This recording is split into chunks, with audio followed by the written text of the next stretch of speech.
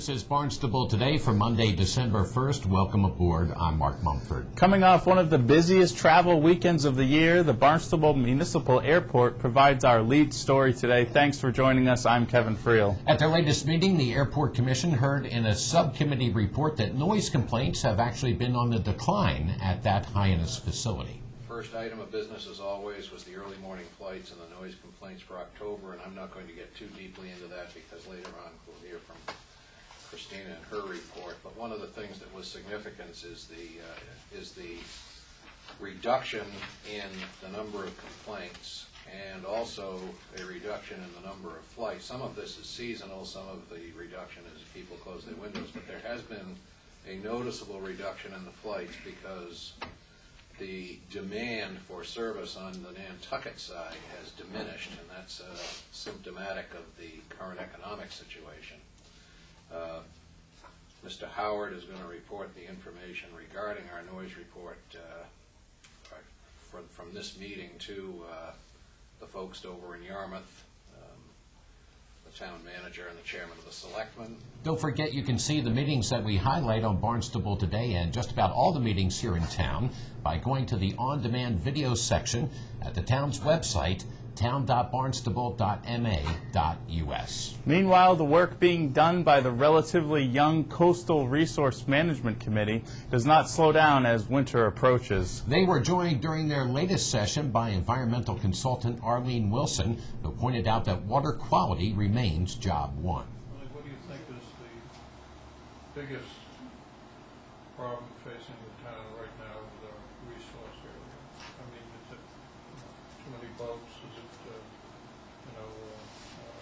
water quality? Is it, recreationally starved? I mean, what if you had to pick the top subject that we should be focusing on? I think water quality is the biggest, and it's exacerbated by associated upland land use problems that have gone on for years, and a fear of dredging. I don't know whether you'll ever get Ty Ranta in here to talk to you, but Ty was the Doug Cowett of the time when I was on the Conservation Commission. He was the natural resource officer. Also up for discussion at the Coastal Resources meeting, eelgrass and its significance to the ecosystem. I was on the original committee that developed that map, and believe it or not, we actually agree with something. It became a popularity contest in some areas. And I actually have the maps here, and I was looking at one area where it only received a 4, and I've been rated a 10. It's right out in front of Al Serpenot's. Every year that I've been fishing, it has always produced shellfish. But because some of the members weren't familiar with that particular area, it ended up with a lower rating. Probably that's the only thing we're going to agree on, though. I'll tell you that right up front, because one of the things that's happened at the north side of Little Island there, once someone gets a dock in, then they just point to that dock and say, okay, well, he's got one, I want one. That area has always been very productive. It used to be an extensive eelgrass bed, and it had bay scallops in years past when the eelgrass was there. It's had cohogs for the 30-plus years I've been fishing, and yet once the docks go in, then another one seems to follow, and we have Andre just handed me, we've got another one at 80 Great Bay Road going right into that, what I would consider prime shellfish habitat. That's clearly a problem as far as I'm concerned. You mentioned that, I don't know if you're trying to draw a connection between the increased number of moorings and the disappearance of the eelgrass.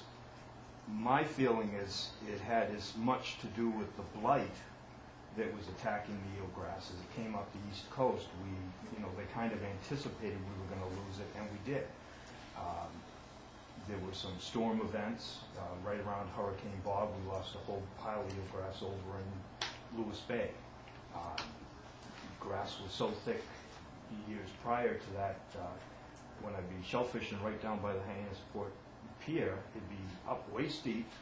I'd have a little scratch rake and be pulling chunks out and then picking the quahogs out like potatoes because the grass was so thick. The Highness Main Street Waterfront Historic District Commission has been dealing with the nuances of brightly colored wooden signs. At their latest meeting, they decided to broaden their color spectrum. The colors of the signs we have reviewed as well, and I think we had added green to the color spectrum, as well as the red and the yellow and the blue that were previously shown, Right, I guess that has been, where it's necessary to add, right. to have a fourth color, especially if we have more than one sign on a post. After energetic debate at their last two meetings, the Highness Main Street Waterfront Historic District Commission gave the final okay for those wooden signs. You want to see if Megan can do. You think this is too subtle? I think that's a little too. I'm concerned it's subtle. You think it's too subtle, It might Megan? look like a border. Where this is much more, Yeah, I like that one. this is Yeah. much more to the point, Yep. and much more, Not to the Got a point. point. That was the concern. yeah. Well, what do you think?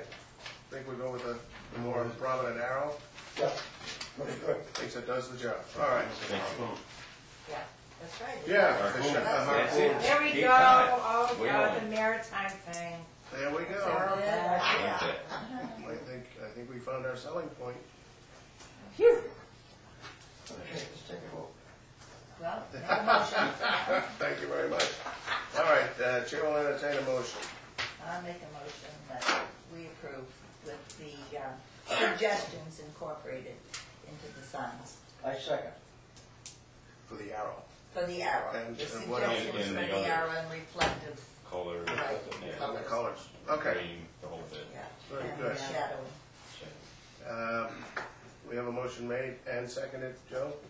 All those in favor? Aye. Opposed?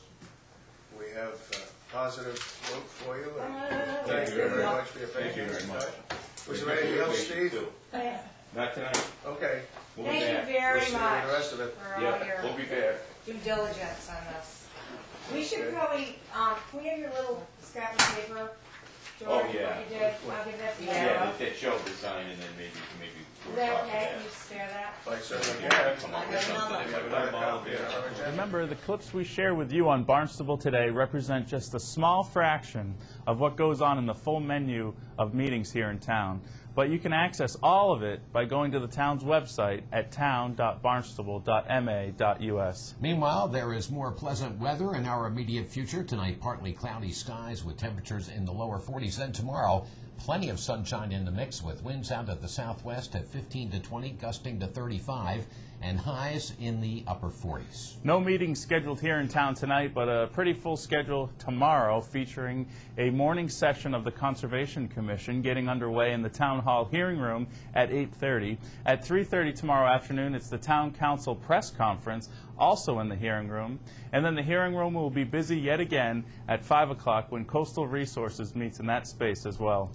Just a reminder, the Health Department's third flu clinic of the season at St. George Greek Orthodox Church over on Route 28 in Centerville is coming up on the afternoon and early evening of Wednesday, December 10th.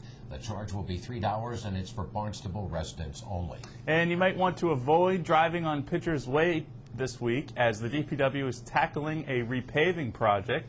Police will generally be keeping one lane open for travel, and that is expected to last all week. Of course, weather is a variable. Thanks for joining us today. I'm Kevin Friel. We'll meet you right back here tomorrow. I'm Mark Mumford.